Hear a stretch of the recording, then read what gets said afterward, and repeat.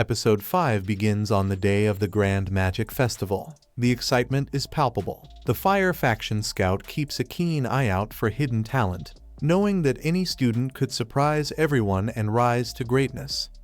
The first event is the Dragon Races, where Lena takes a commanding lead. As expected, Lena wins the Dragon Race, and now it's time for the crown attack. Cheyenne is in a good mood because Colette personally invited him to join her team, realizing how great he is. However, he's stunned to find Vil there too. Colette clarifies that she wants Cheyenne on the team with her and Vil since they need a total of 21,000 credits to compete. Vil's credits are lacking, so Cheyenne's the only option to fill the final spot.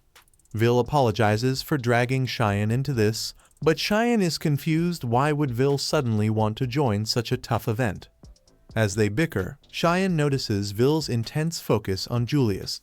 Colette mentions something happened between them that prompted Vil to join Crown Attack at all costs. Cheyenne is furious that Vil is ignoring him and still feels inferior after Vil saved him in the dungeon. With the event about to start, commentator Mike introduces himself and his co-host, the notoriously strict Edward. Mike is nervous, fearing Edward might not survive the festival, but it's showtime. The crown attack begins, transforming the stadium into a chaotic battle map with various zones. This isn't just another race, it's a 3-team competition where the goal is to grab a giant crown at the center. But beware, the battlefield is filled with traps. As the students take their positions, laughter erupts at Vil's attempt to join the event. Worker, shocked to see Vil competing, tries to convince him otherwise, but Vil's made up his mind. And so, the crown attack kicks off. Teams rush into the fray, and Julius's team runs into a horde of golems blocking their path. While many would hesitate, Vil charges in like he's ready to conquer the world. The crowd mocks him for trying to tackle the golems without magic, but Vil signals Colette, who gives him a magic gauntlet. With it, Vil smashes through the golems effortlessly, leaving everyone stunned. Some skeptics claim Colette's magic is doing the heavy lifting, but it's clear Vil's technique is on point. Against all odds, he's the first to break through the golems and makes a beeline for the crown. Cheyenne watches, haunted by the memory of Vil saving him in the dungeon. Despite his hard work, he feels outmatched. As Vil heads into the Badlands zone, more traps spring to life. But he handles it all with ease, blocking rock bullets with a wall and launching magical swords to clear his path. Mike announces that Vil's team is cruising through the Badlands, facing no real challenges.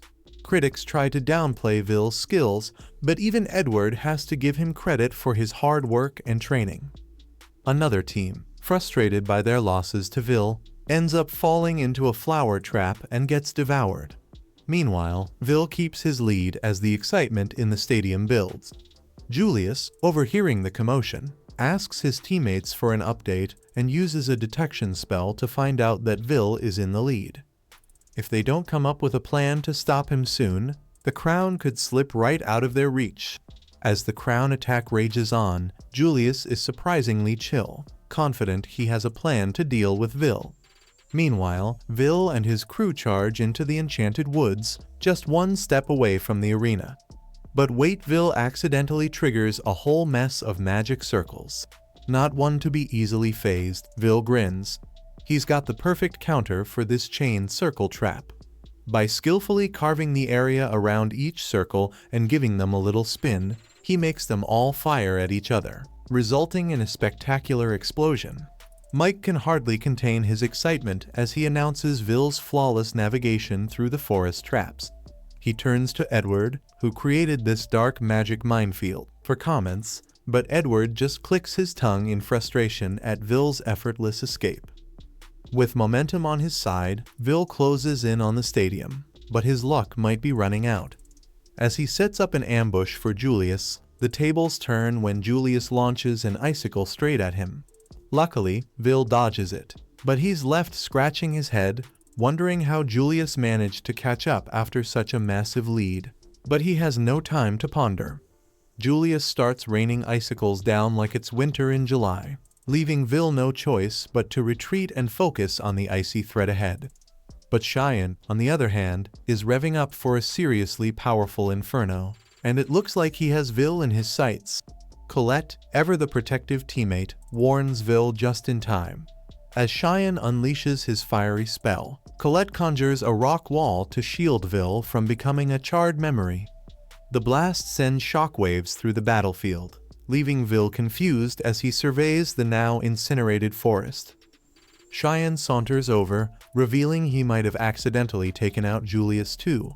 But it's clear he had other motives. He wants a one-on-one showdown with Vil. Vil is baffled, asking why they need to throw down right now. Cheyenne, channeling his inner drama king, fires a warning shot instead of answering.